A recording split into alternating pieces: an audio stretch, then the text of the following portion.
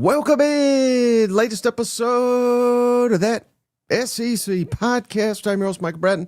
Go by SEC Mike on the Twitters. And wouldn't you know it, ask a guest to show up on time. I guess you can't do that anymore these days, just like you can't ask anybody to show up on time. But there he is, Chris Marler. What's up, buddy? 28-time national champion, 6'4", 195 pounds. Chris Marler, 8-pack, 700 credit score, huge. That's me. Hey, I know you're joking, but I'm not joking with this comment. Looks like you're down about 10 pounds since I seen you, buddy. You're looking thanks, good. Dude. I am. I got a haircut. Oh, okay. That's it. Allie, we're live right now. Walk away. Tell her not to crawl in the background. No, I appreciate it. I got a haircut. It's really bad. It looks like Kim Jong-un a little bit. I don't love it. Oh, perfect. It's a good look for you. But you know what else is a good look for you, Chris, before we get rolling? What's that? MyBookie. Come on, presenting sponsor of the show this football season, mybookie.ag. That's the website, promo code SEC. They'll match your initial deposit up to 100%. So we're locked in with MyBookie. Chris, we're also, and I think we have hooked you up with these fine folks as well. Tennessee Legend Distillery, big fan of the Locked On Gamecocks podcast, which is where Chris is at. If they don't have Tennessee Legends at your package store, Chris, march your ass down there right now and tell them to get you some Tennessee Legends. I know you don't even live in Tennessee, but believe me, Louisiana would be better off if it had some more Tennessee Legends in it. That's right. I like that. I like that a lot. Allie's not happy with my intro, so just so you know. Why? I think you were doing great, buddy. I thought I kind of nailed it. Oh, look, we got a whole bunch of people in the chat. How's the 3 shows a day going, brother? So far I'm pretty exhausted. This is just number 2 for today. Shane's on vacation, so that means I'm doing all of them. But so far so good. Love it. How's everything with you, dude? We're having a blast down here. This has been the best day. I woke up today. Pepper ate some stuff that I'm not going to get into because it's only going to be disgusting. And I had to get up at 4:45 with her throwing up everywhere. But I was like, man, today's going to be the worst. What a terrible way to start the day. And then Auburn claimed 9 national championships. And it's been the best day because Twitter has been hilarious all day long. Right. So, yeah, we got to start with that. And shout out Michael Riley. He says, what team does Marler not cover? Does Auburn miss Harsin at this point in time? Well, did Harsin? How many national championships did Harsin win? They're going to go back and claim one, brother. But they'll probably give it to Hugh. Just because they hate him that much. Yeah. So anybody that missed it, this is. It's hard to know where Chris is being honest or if he's trolling. This is real. Anybody that missed it, Auburn is claiming 4 additional national championships. 1910. I went and looked it up. They went 6-1. Lost 9-0 to Texas. That sounds like a national champion to me. 1914, they went 8-0-1. Couldn't even go undefeated, you bastards. 1958, 9-0-1. LSU was 11-0, but no, Auburn's the national championship. That one right there, because I looked this up today. LSU led the country in scoring with 442 points. So they were 10-0. They averaged 44 points a game back then. Mike, they gave up 11 points all year. And don't look at the teams they played, but they also did beat Auburn.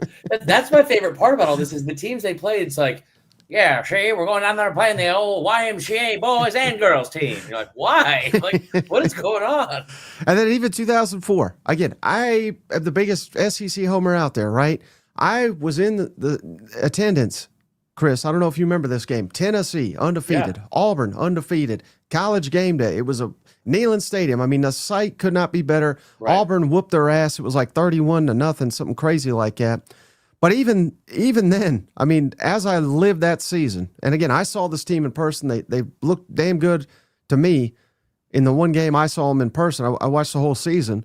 But I don't remember anybody saying, well, you know what? There was Southern Cal was undefeated, Oklahoma was undefeated, and they played in the real national championship, and I believe Southern Cal beat the shit out of Oklahoma. No one said, "Well, you know what? Auburn would have whooped their ass." I mean, where are we getting this from? So this is the biggest revisionist history in all of sports, or at least college football. Also, I just want to respond to this real quick. Jesse Louise, I've never once claimed to be a journalist. Not once. Not once. I don't know if you missed the intro when I said I was 6'4", 195 pounds, and had a huge blank. Not once have I ever said that, try to take myself seriously. So try to do the same thing. Here's the thing with 2004 Auburn, because I always say this: if we're going to talk about college football, we're going to do it with like some sense of, I don't know, truth to it. And like, this is before the SEC started their run. This is before that any of that stuff happened. So it's like, this is not going into like a situation where it's like, oh, well, you know what? Like, it happened in 2011 or 2013, like, and some SEC team went undefeated and got left out. Like, that's not where the SEC was then. All you have to do is go back and look at the facts of that season, Mike, because in 2004, Auburn, I don't know what they started out as, but USC and Oklahoma started out 1-2. Neither one of them lost a game all year. Neither one of them. We were all amped up for that national championship game. There were 3 Heisman Trophy winners combined on those rosters. Oh, and by the way, and Adrian Peterson. In case you forgot what some of those teams were made of, USC had a top 10 offense and defense. That entire squad was like Coach O was the recruiting coordinator, Kiffin and Sark were on the offensive staff. And then you look at the strength of schedule, because that's what SEC fans love, including myself, love to argue. Auburn's strength of schedule was 55th in the country. USC's was 5th. Oklahoma's was 11th. What are we talking about? There was never any point of that year, besides when Tommy Tuberville made rings that said People's Champion, like a bad wrestler from 2004. He said, no, we were the People's Champion. Like, what are you talking about? Right. I mean, hell, let's give Central Florida a national championship for that year. I mean, we're going to go down this damn rabbit hole if we're going to allow this. But you know what I will allow, Chris? I will allow the legend, JR, to get a shout out. Legend, Cousin JR has done it again. Thank you, JR. He gifted a membership to Cade L. Cade. Welcome to the family. We appreciate you, JR. What a guy. Chris, it doesn't matter what time we run this show, morning, noon, middle of the night, JR shows up. He gifts a membership. I love it. He's like, if we're just going to hand out mythical national championships, I'm giving one to JR because at least he's earned it. I love what somebody said too, which was somebody needs to just go ahead and claim the future national championships. Like Texas, that's what's next. Also, I love the voice. There's like Coors Light, cold hard facts. That was pretty sick. How'd you do that? Shout out JP. Again, a cousin. He does all the work for it. So we have producers, we got sponsors, we got all kinds of people here in the comments. All right, so I got a lot of things I wanted to hit you with. And I mean physically, like literally hit you. But I can't do that because we're not in the same location. Yeah. Who is more likely to coach in the SEC? Doesn't have to be a head coach, could be as an assistant. More likely in the future, Coach O, Jon Gruden. Oh, I think it's Gruden. I think that someone is going to end up hiring him. I really do. Because I think he's going to press one. I think he'll come away impressive in his meetings. And I think that he'll come in and be like, yeah, you know what? Someone's going to give him a shot if he actually wants to. I hope he does, just because I'm so tired of watching him open up those stupid fucking boxes on his YouTube channel where he's like, hey guys, I'm real happy about this one. Did you see this? Marshall University sent me a free sweatshirt. And you're like, buddy, you're rich. We get it. You don't need to go in and get more free stuff. I'm kind of with Evans here, or Evan Grimes here. I kind of think that Arkansas, I could see that if they do fire Pittman. I hope that Pittman gets a lifetime contract that is never fired. But the thing with Orgeron is, and I tell you what, being down here during all this, or like not during it, but like in talking to some of the people around here, like I always thought the Coach O thing, he deserved more credit at LSU because he went into that year. He's the one that went out and got Burrow, right? Yeah. Before the transfer portal thing was open, where people are going to try to, put their names out there more, have agents. He's the one that went out and found Burrow. He's also the one that made the hires for their coordinators and brought in Joe Brady. I think Joe Brady might have got a little bit too much credit then, but I mean, he had this. I was under the impression, I heard this story where he showed up to a meeting and he had this 2.5-inch binder, and he was like, "Here's my entire plan. Here's what I want to do." Blah blah blah. No one looked in the binder. Apparently, there was fucking nothing in the binder, but it looked good, optically speaking. And it's crazy though to see a team go to that height and then have that level of fall off afterwards. So I don't know if he will get asked to go back anywhere. Like, I don't think the places that are open. I can't see him taking Kentucky.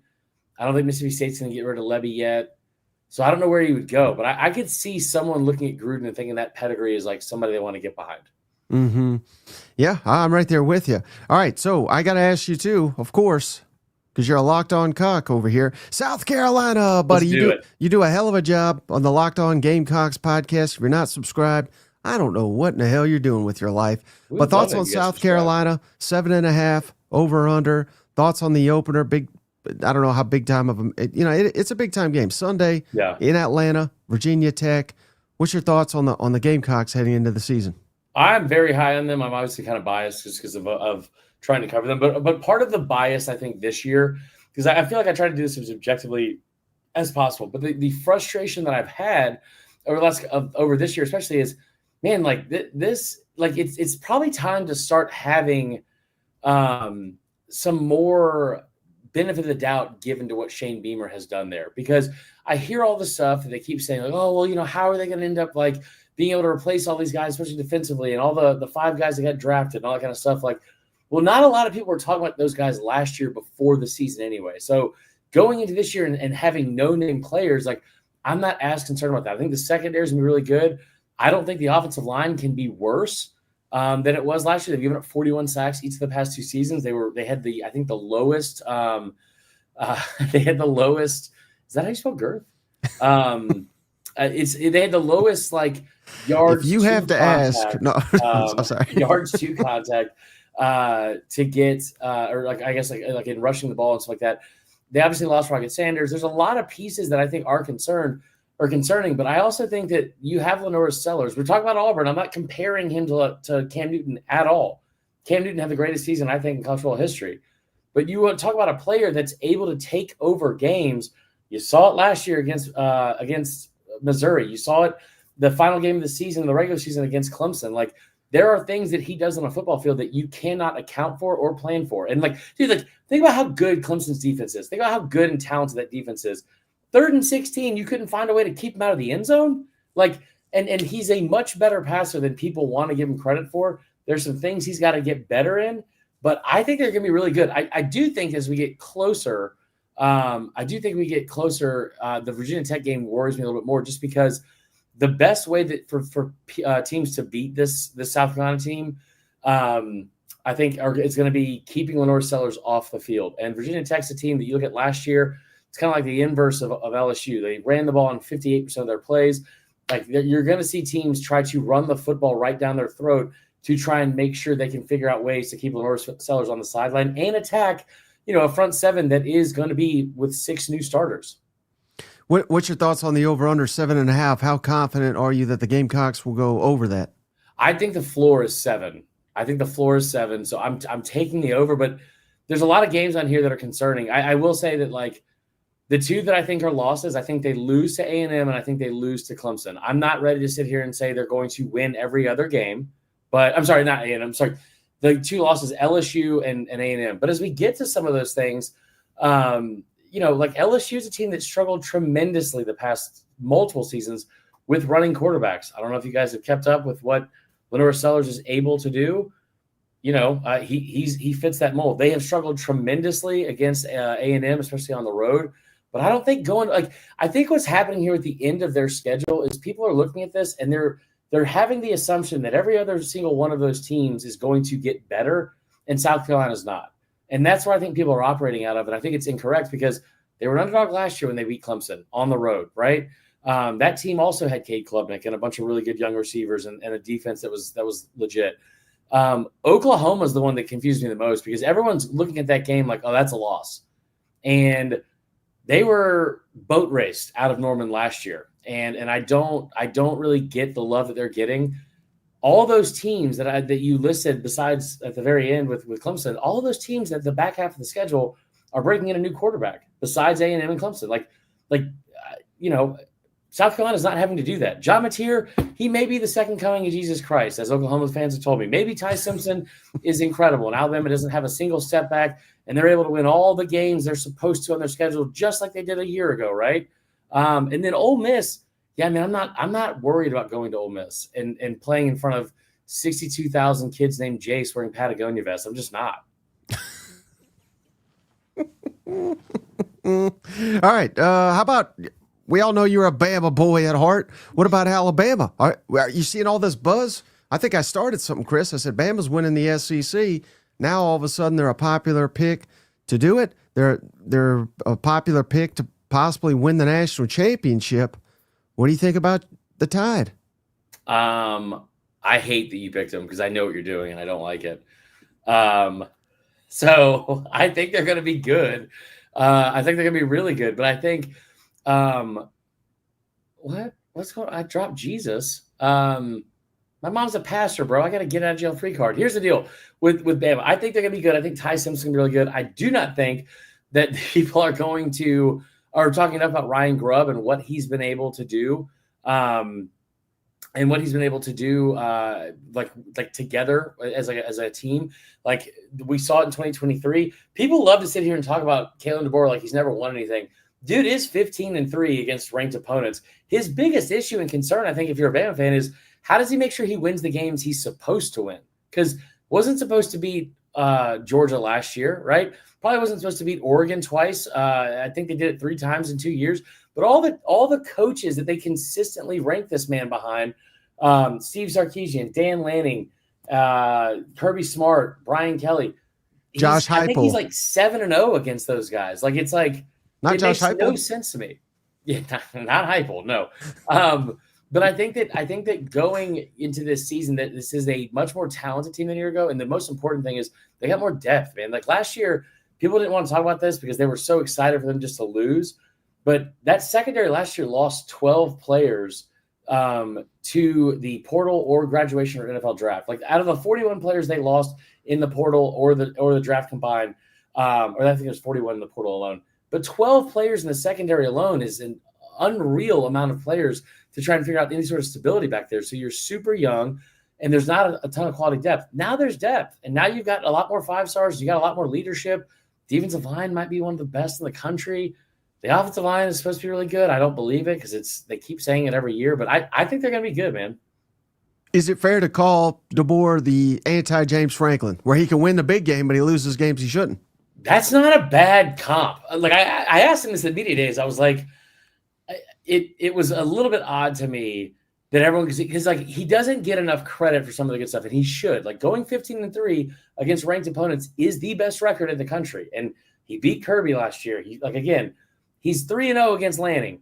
He's 2-0 against Sark. I think he's 2-0 against Sark. He beat Kirby last year. Like you got to give him some credit, but it will never not amaze me that this team had everything in front of them last year, and they beat Georgia and they skyrocketed to number 1 in the country. And then it's all of a sudden like, all right, yeah, now you got Vandy. Maybe take a week off, and you lose to Vandy for the first time in 40 years. Like, dude, I know you remember this, but the Tennessee game.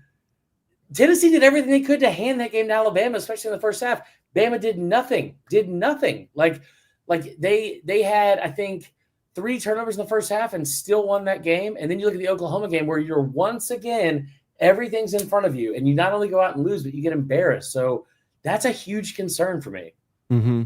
How about LSU? Man, Marler, Big J journalist, he's covering practice like one of these guys that went to Missouri and's got to tell us how smart he is. What's it like getting on the ground, getting to see this team that's got playoff aspirations? Got any inside info that you are willing to share with us? Mike, when you go to practice there, there's a catwalk you have to record from. It's 3 stories tall. You said I look like I lost 10 pounds. Getting onto the top of this stupid fucking thing every day, I'm just it's just awful. I'm getting video. I'm like, you get video practice? I'm like, yeah, I got it. It's just me, just like a French fucking bulldog in the background the entire time trying to film Garrett Nussmeier and his compression sleeve. No, I think they're going to be really good. I think the offensive line is a question mark. My biggest thing with Nussmeier was he's really good, but the other part too is, man, he's good, but also he will go into situations where if he gets pressured, he turns into a really, really, oh my God, gets into a really, really bad turnover-prone. Thanks, dude. A very turnover-prone situation, right? Like you saw it against A&M last year. The picture even of him, like hands on his head, like what the just happened. Saw it against Bama at times. So that was an offensive line that gave up maybe the fewest sacks that they've had in like program history almost. Like it was, I think 15 total, half of them against Florida. That's all gone. Like they are most likely going to start 5 new starters across the offensive line.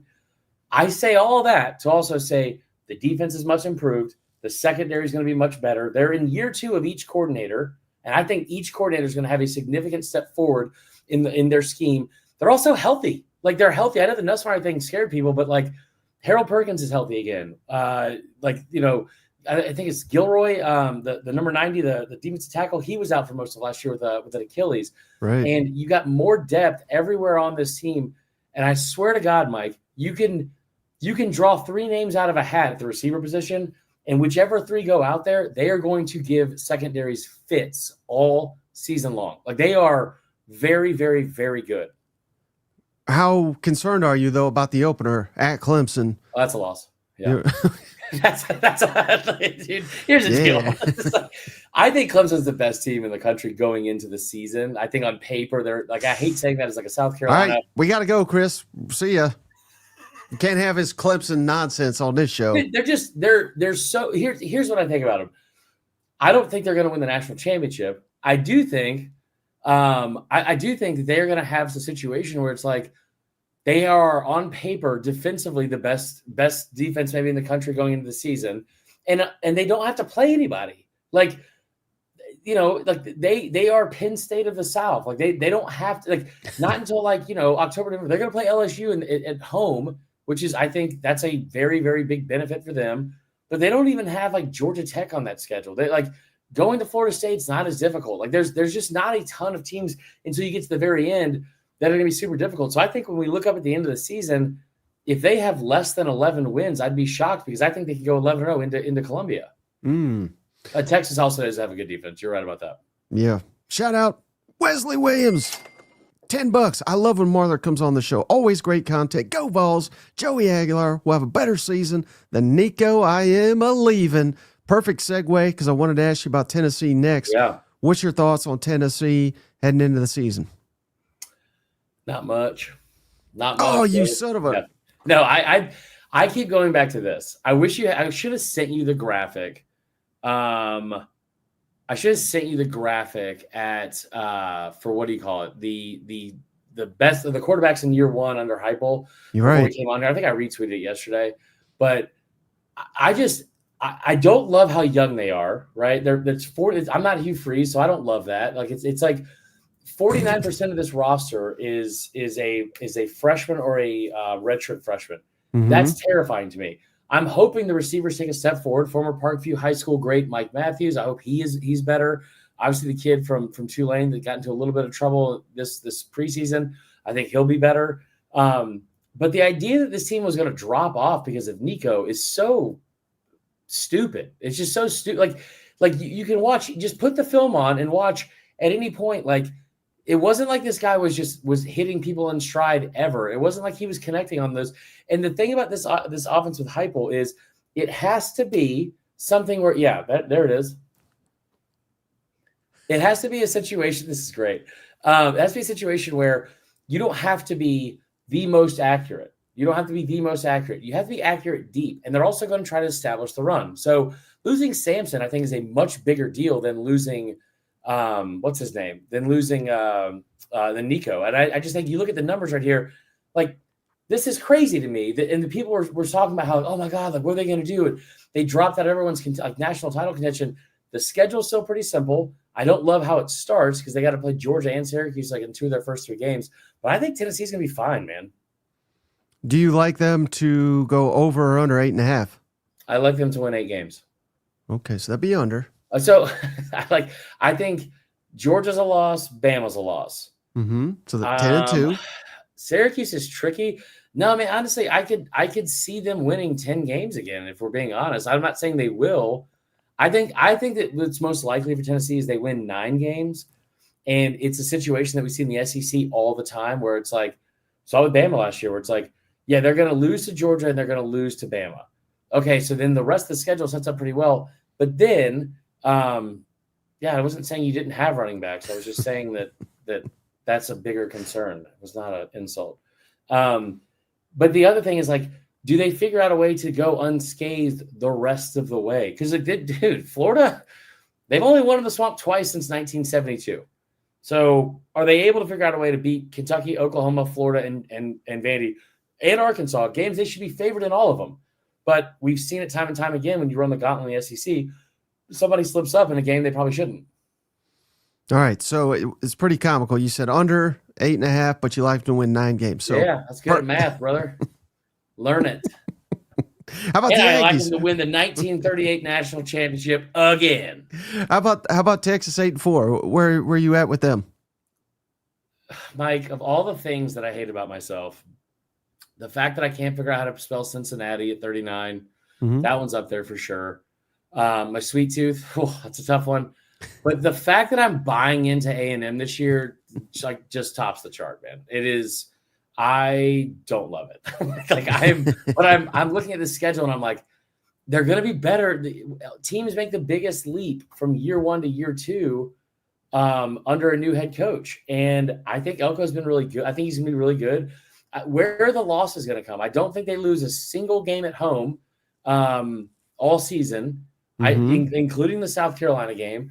That Missouri game is trickier, but they get an off week beforehand. I think they lose to LSU. I think they lose to Texas. And they probably lose another one in there. I'm taking the over for sure because I cannot see them going under 8 wins. That's what they do every year, right? 8-4. But if they beat Notre Dame, there's a serious case that they're going to somehow compete for it's to let go like Elko. that dude is built like fucking Grimace, dude. I could not do that. Yeah, man, I hate it, but I do think they're going to be much better. I think they did a good job in the portal. And then their identity, I think there's a lot of teams going into this season that don't understand their identity, and I think A&M does. And that's what's most concerning. If they go 8-4, we got to dig up Kyle Field because it's like an Indian burial ground at this point. Do you think it's fair to say that LSU game at LSU October 25th, the winner of that will make the playoff and the loser won't? Ooh, I don't think it's fair necessarily, only because both teams have a really difficult road out of conference game. I think you're not wrong. I think that whoever wins that game is going to kind of move to the top of that list of of contenders for going into the month of November. But yeah, man, because I look at both schedules and I'm like, I think A&M's got an easier road in the month of November, just because they get South Carolina at home. It's not as difficult to go to Mizzou. Also, Texas on the road is very difficult, but LSU does have Bama and they have Oklahoma, I believe, and I think they had somebody else in the month of November. But I think that I wouldn't count them out. Now, if both of those teams have somehow won their road games, then yeah, absolutely. Well, I know you hate Mizzou, so I'm going to ask you about them real quick. What? I'm just going off what their fans have told me. Their fans tell me you hate them. Yeah. You were just trashing them. All these home games, very manageable schedule. What do you make of the Tigers? Do you think would you lean over under 7.5? Who the fuck is that in the top left? Is that a real logo or is that something from Legends of the Hidden Temple? The Barney. That's the Central Arkansas Barneys. Hate it. No, go back real quick. I think this the disrespect that Missouri is getting this offseason is so stupid because they played their first 6 games at home. I don't think that they're going to. Yes, I think they should 1,000% be ranked. I think it's so stupid they're not. Because here's what's going to happen, Mike. The Kansas game, I don't know why I'm pointing at the screen when I'm not even on the screen. And also, it's stupid because you can't see me. But the Kansas game, one massive underrated. That's good. Massively underrated rivalry. Those two teams hate each other. Okay? I think that when you look at that game, when they win that game, they're going to be ranked. So why are we not ranking them now? Back-to-back 10-win seasons. If you want to look at a blatant disrespect for a team, I think it was Maggie Johnson that looked this stat up, or somebody else, that maybe she was just regurgitating it. But they are the first. They're one of 4 teams in the last 10 years that won back-to-back 10-win seasons and then started out the next year unranked. They're the first SEC team to do that in 40 years. It hasn't happened since 1984. That is. I don't know what else Eli Drinkwitz has to do. And the thing that people don't want to give him credit for, besides his illustrious career and beautiful hair, is him going into this season Oh, he's got to replace a running back. Okay, cool. You and I talk about this at media days. How many elite running backs in terms of like that led the conference in rushing yards has Missouri had over the past several years? Tyler Beatty, Schroeder, wasn't that his name? Schrader. And then in Roundtree, those guys were all like in the top 4. That's under his helm. And then you talk about the fact that they're bringing in a kid from Louisiana Monroe that had 1,400 yards last year. The offensive line should be better. They were one of the best teams in the portal. They got a former 5-star from Georgia on the edge. Like they got better at positions of need, like all over the field. And then on top of that, you're talking about like they also brought in a receiver to replace what's his name? They brought in the Kevin Coleman. Yeah, they brought in Kevin Coleman from Mississippi State, who's the returning leading receiver in the SEC for receptions and yards. So like the fact that we are looking at them and thinking, oh, well, they're just going to be bad because it's Mizzou. It is the most like victim of their own logo situation I think I've ever seen in the SEC. And it makes no sense to me because even if the quarterback's bad, I'm not saying you're going to replace Brady Cook as a 3-year starter from a leadership standpoint, but from a production standpoint, dude had 12 touchdowns last year because he was injured for most of the year. Like I think that production probably goes up. Mm-hmm. All right, so it sounds like you like the under for Missouri. All right, how about Oklahoma? Are you betting on Mateer? I'm not. I don't get it. You're his bookie, huh? You're his bookie? I just don't. I don't get it. Maybe Mateer is awesome. But what? That's so good. Mateer is maybe he's awesome and he has all the skills to be that.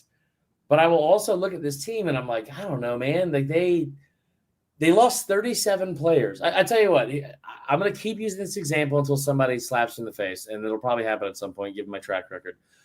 But the team on October 18th, there's no team that is like disrespected, I feel like less, or disrespected more than South Carolina in comparison to Oklahoma. And you look at it, it's like maybe Mateer is going to be the second coming of Jesus, like I said earlier. But last time I checked, Jackson Arnold was also a guy that was a unanimous top 10 recruit nationally, former 5-star. And there's a reason why you were okay with Dylan Gabriel walking out the door because you had that guy. And I know that there were horrible injuries, a rash of injuries like we've never seen before at the receiver position. And offensive line was banged up for most of the year. I mean, you had accountants going out there at receiver. Your top 5 guys all gone. But your offensive line, even though it was banged up, worst in the country in terms of sacks. You got 50 sacks. To put that in perspective, you've never given up more than 32 in the last 9 years before you came in the SEC. You give up 50 in year 1. So that, having to replace that, you lost 37 guys in the portal. You brought in 21. But you also, did they have a top 10 class? No, it was 17th. Like for recruiting, like I don't see where we're making the jump just because of Mateer. Like it's like I don't, even if he's like incredible, you look at that schedule and I'm like, I don't see how they get over 9 wins. Maybe I'm totally wrong and I'm a moron. It's happened before, but I don't see him beating Texas. I don't see him beating South Carolina. Tennessee and Bama both on the road. LSU, Ole Miss at home, Auburn at home. Like I don't know where we're making leaps to them being a top 10 team or a playoff contender. Maybe the over hits, but there's so many potholes on that schedule, man. Like it's a very, very difficult road. If they disappoint, does Brent Venables come back? And when I say disappoint, I'm saying maybe like 6-6 again. I don't know. You have to ask Oklahoma or die. He seemed very upset about what I said. And you're right. Yeah, they did beat Alabama last year. I don't know how to explain it to you. I know they also lost to Navy in the bowl game.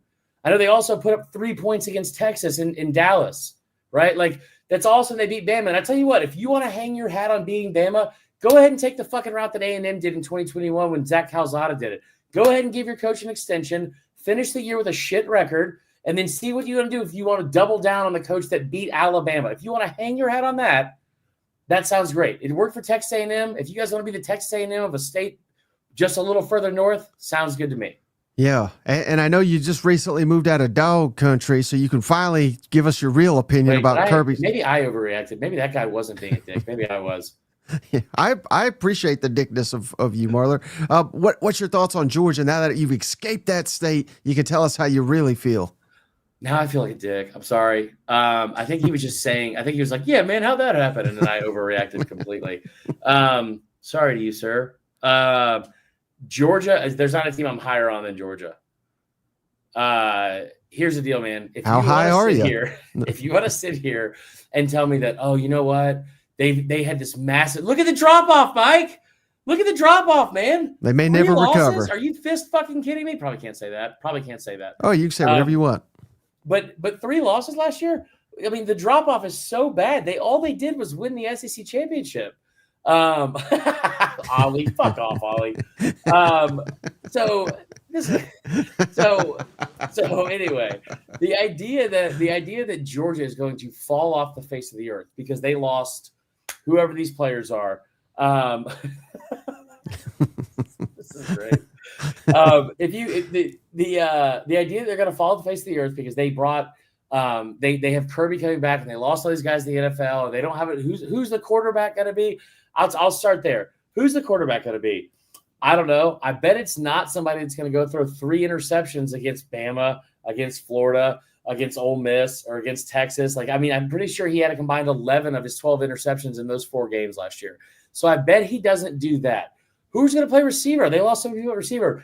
I don't know. I bet the guys they brought in, Zachariah Branch and Noah Thomas, at the very least, they probably don't go out and figure out how to have 36 drops. The most in the country. The offensive line, I would assume it gets better. You get both coordinators back, which one of those is probably a good thing. They could have 10 more arrests for sure. But I think that going into this year, it's so much nap time. How did I spell my name wrong when it's on the fucking screen, by the way? I think that going into this season, if you're telling me that Kirby Smart gets to go into a year with a chip on his shoulder, I'm already all in. If you're telling me that he gets a gritty, homegrown, local quarterback that is already balding like Brock Bowers and driving a truck like Stetson Bennett in the year he was born, I'm taking that too.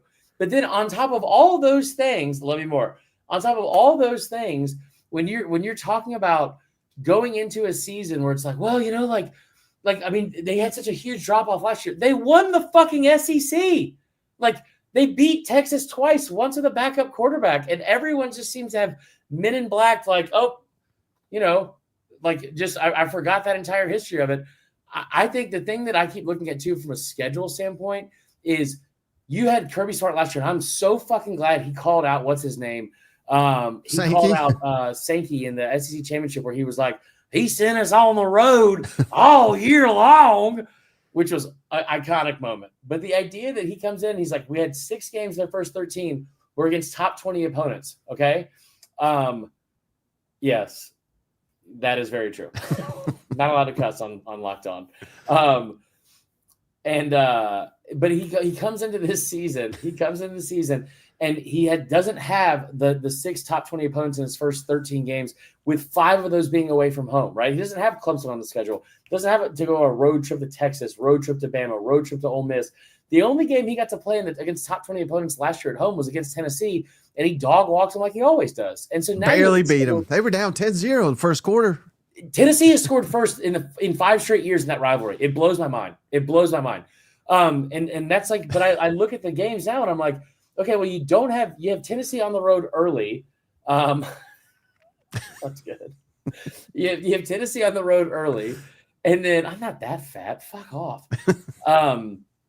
I think that you win that game because you continuously have beaten Tennessee, and for whatever reason, even though the rest of the conference hasn't figured it out, he has figured out how to beat that offense.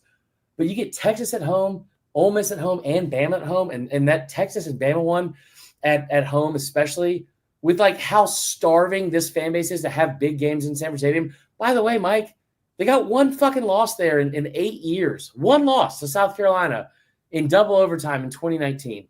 So the idea that Georgia has fallen off, and I said this last night on our Fourth and Wrong podcast, the idea that they have fallen off, and I see guys like Ari Wassman are like, man, I was thinking about this as we get close to the season. Have we been kind of sleeping on Georgia? It's like, yeah, you fucking idiot. Of course you have.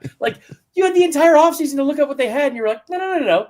Let's do all these other stories first. I think it's going to be a great season for them. Mm-hmm. All right. How about Ole Miss? Because I think this could go one of 2 ways, Chris. Again, what Lane Kiffin has built in Oxford is very impressive. But I think if they disappoint this year, which is kind of where I'm leaning that they will, people are going to say, how in the hell, with 20 guys that made NFL rosters, did we miss the college football playoff? That's a little bit. I'm concerned that we're going to go in that direction. Where are you at with Ole Miss? I don't feel good about Ole Miss because, like, they not just because they can't win the big games, but like the schedule is manageable for sure. There's only one time they have to play back-to-back road games. That's great. I mean, they play 5 of their. There's no one that has an easier non-conference schedule than them, right? Like they've done a they've done a great job with that. I just think that when you talk about this team specifically and what they have to replace, I'm not worried about Austin Simmons. I bring this up all the time. I think Austin Simmons is going to be fine. Like he's a guy that is playing in a system where for 8 of 11 years, dating back to when he was a coordinator at Bama, your quarterback in that system had at least 3,000 yards and or 30 touchdown passes. He turned Jake Coker into a 30-yard touchdown quarterback. He turned Blake Sims into one of the best seasons that any Alabama quarterback had ever had in 2014. Like, and then you keep seeing what he did with Dart, and you saw what he did with Corral. Like, I mean, the consistency he's had there has been great. And if they don't have it there, you saw him a couple years at FAU. He ended up having a running back that put up like 2,800 yards or something stupid, right? Like and that wasn't that much, but you know what I'm saying? Mm-hmm. So I think that he's got the talent to and the ability from like a dialing it up X's and O's standpoint, go win games. I just am not sold on the fact that this team is going to be able to get through that season and get to 10 games because with the schedule they have, they're going to have to win 10 games to get into the playoff, and I don't think they're able to do that. I don't think they go on the road and beat Georgia. They struggled with Mississippi State last year, right, at home. And that's a game where I see it. They have a bye. You're playing it like on that weird Friday thing, which is kind of stupid. But I look at that schedule and I think Florida, South Carolina, LSU, I throw Arkansas in there. I think you lose 2 of those games at least.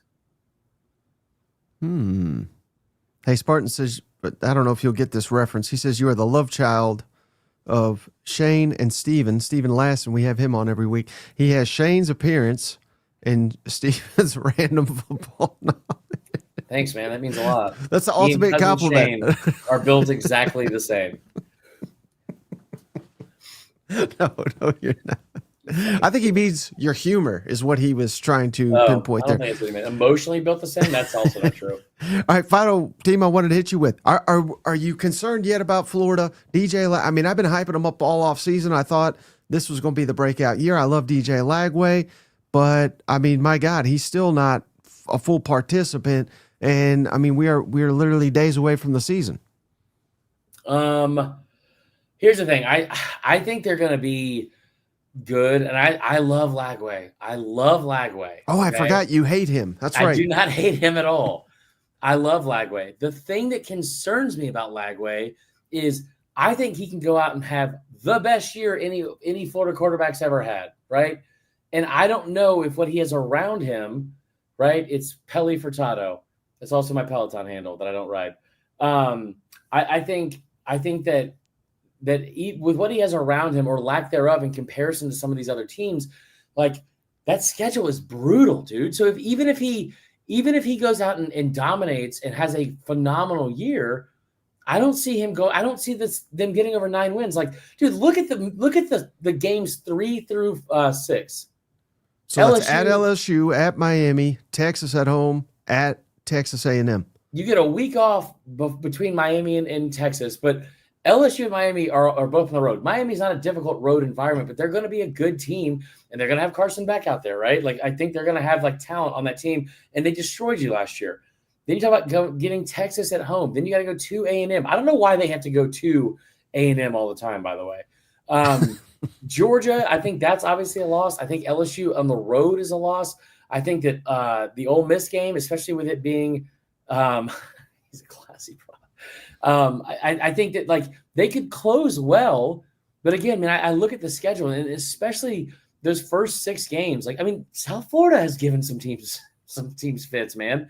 But I think that like I look at those games and I think, man, how do they win? If they win one of those 4 from LSU to A&M, I think that's a success. I don't know if they'll do it. I am pulling for Billy Napier. I am pulling for DJ Lagway. I want them to succeed because I think DJ Lagway is the most likable player in all of college football. I think the way he carries himself, the way like his commitment to this team, his commitment to Billy Napier, I think he's the most likable player in college football. I think that Napier is a guy that should have won the Coach of the Year award last year after we talked about his record and how he should be fired if he does badly in 2024. We were talking about that in the summer of 2023. Mm-hmm. So what he was able to do last year going 8-5 is incredible. And I think that they are, by the way, Mike, this isn't even really hooked up. So just so you know, but like I look at what he's been able to do and like in a short time, I want to see him go another year. I also think the Lagway injury stuff is so blown out of proportion because people are like, oh my God, he's injury prone. It's like, oh, he had a shoulder injury in high school and a calf strain. Like those are not similar injuries. Okay. So I think they're going to be good. I think they're going to go in and have some wins. I just don't think it's enough talent to get to 9 or compete for a playoff spot, which is what a lot of people are kind of putting them at right now. And I think that's a fool's gold. Mm-hmm. Well, speaking of fool's gold, I wanted to ask you about a couple week 1 games real quick. Auburn, Baylor. Is Auburn fool's gold? What's your read on this game and how it could define the season for your 2025 national champions, Auburn Tigers. Your 2024 national champion, Auburn Tigers. I love Auburn going into this season so much, dude. I think. But you kind of have to say that, right? She's not in here. Okay. Yeah, for the guy that keeps making the gay jokes. So I'm engaged to a woman. She's an Auburn grad. Used to cover allegedly the Rivals. You probably follow her on Twitter. She's great. Give it up for Allie Davison. She's the best. But no, man, I think that I thought last year they were going to have the biggest turnaround year to year from like a receiving standpoint. I think they have one of the best receiving rooms in the country. I think it's top 3, right? I think the defense will always be the defense. They've got 2 stars on defense too. Like they've got Kendrick Falk is you look at his numbers, even in comparison to Dylan Stewart, it is some of the best numbers we've seen at that position coming back in the SEC. Then, yeah, there's a lot of red flags, brother. Trust me, a lot of red flags to dive into. But also, I think that like Jackson Arnold, if Hugh can just get out of his way, I just am not sold on a guy that it's like, oh, well, he must be terrible because it's a guy that's been in like 3 or 4 different offenses already at this point. And his OC was fired mid-year last year. So he had 2 guys calling plays for him, even at Oklahoma. Like, I think he is a player that it would be very, very surprising if everyone missed on him as a recruit out of high school. And there's nobody in the country that's going into a situation with a bigger upgrade in talent. And this is not a shot at Oklahoma.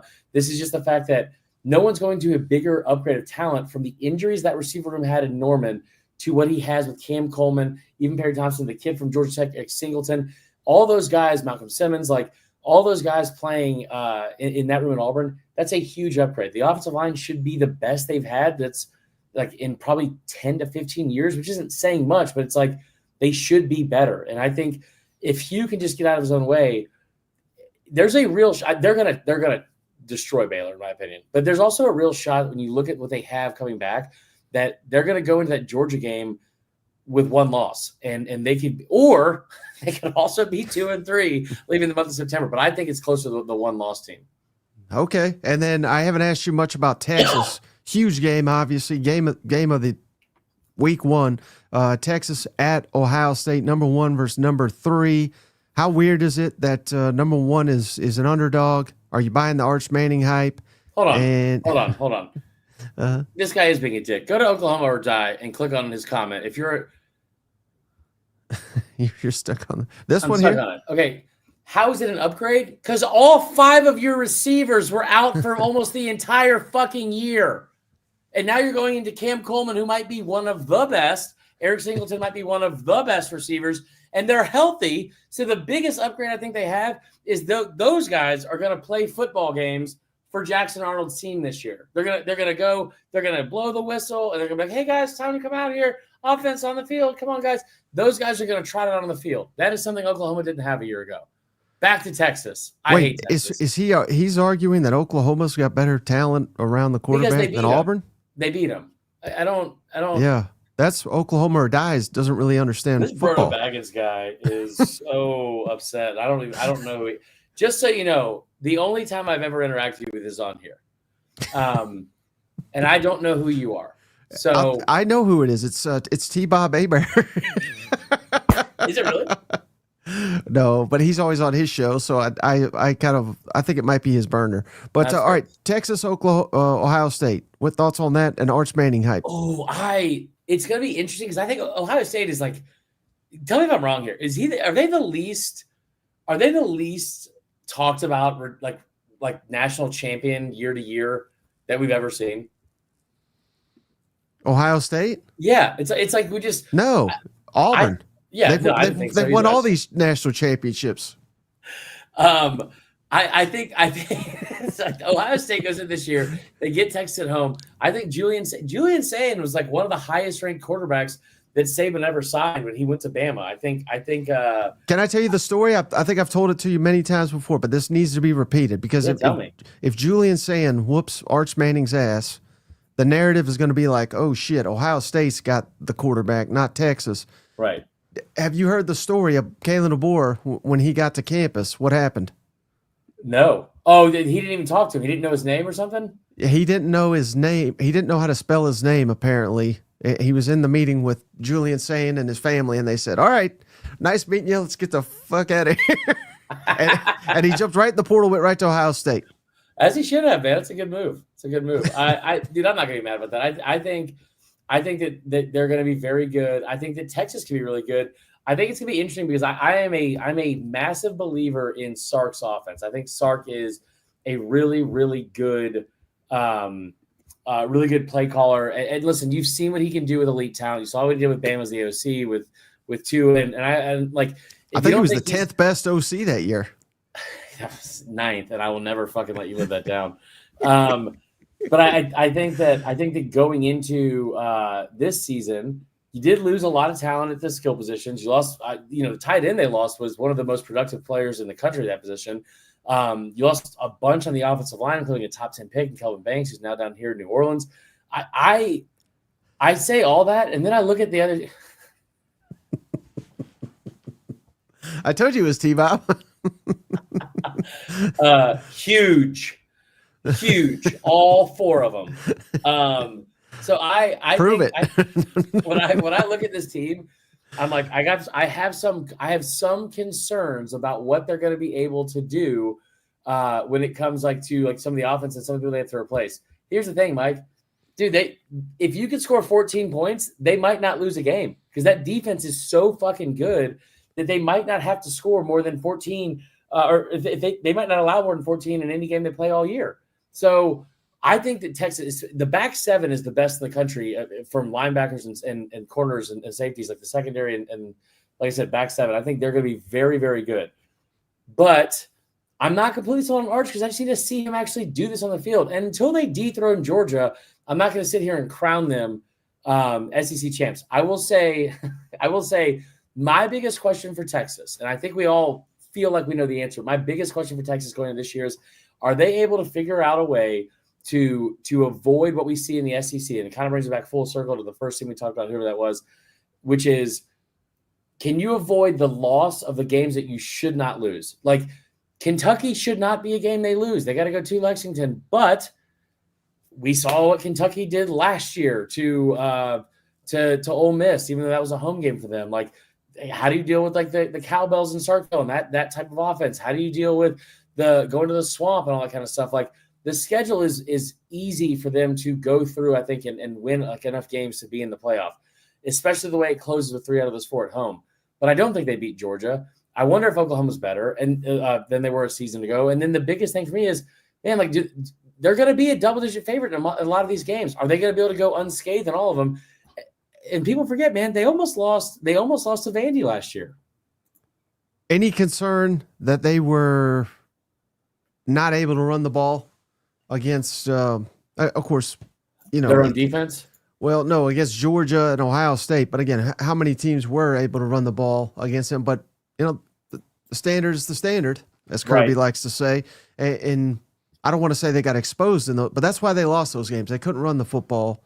and now that they're replacing on the offensive line, any concern there? I mean, you've got talent there, but you got talent everywhere. So it's like it feels like it's almost like unfair to be like, oh yeah, well, like, it's not a concern, because it's obviously a concern. You want to be balanced in the offense.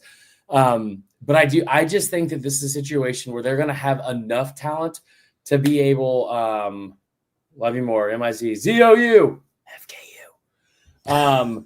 I think that they have enough talent that they can still get through that schedule unscathed, like with ease, to be honest. I don't think there's enough out there for them to go under 9 games. Again, my biggest question is, like, is this the year that we see them do what we've seen over and over and over again, especially even with national championship teams, losing the game you shouldn't lose? Like, is it like a week after they play somebody, they get a big win, then all of a sudden you get a loss, like something like that? Mm-hmm. All right. Any other thoughts before we wrap this one up, buddy? No, I got to post like 8 things before my boss kills me. Okay. Well, hey, before you go, can you plug all the hard work you're doing, where everybody can check out your content? Yeah, brother. I appreciate you having me on. It's always a blast. So, Locked On Gamecocks, it's a lot of fun. We do it almost every single day. You know me, it's almost every single day. And then we have the Fourth and Wrong pod, obviously. Vern_Funquist at Twitter. Come yell at me on there. And then tomorrow, I just found out, I will be on Feinbaum at 3:30 p.m. Central talking about LSU Clemson. Oh, wow. That's exciting. All right. So 40 pounds for them. Go check him out. Thank you for all this. This was fantastic. And check out Marler. Cannot recommend him enough. Again, we'll be back tomorrow, normal time. And then we got another show on Thursday, it kind of in the middle of the day. But that's going to do it. Really appreciate you, buddy. We appreciate each and every one of you. We'll catch you on the next one. Sounds good, brother. Hey, buddy, this beer's for you, Mike, and Cousin Shane. That SEC podcast loves the Pirate, and the Pirate loves that SEC podcast. Hail State.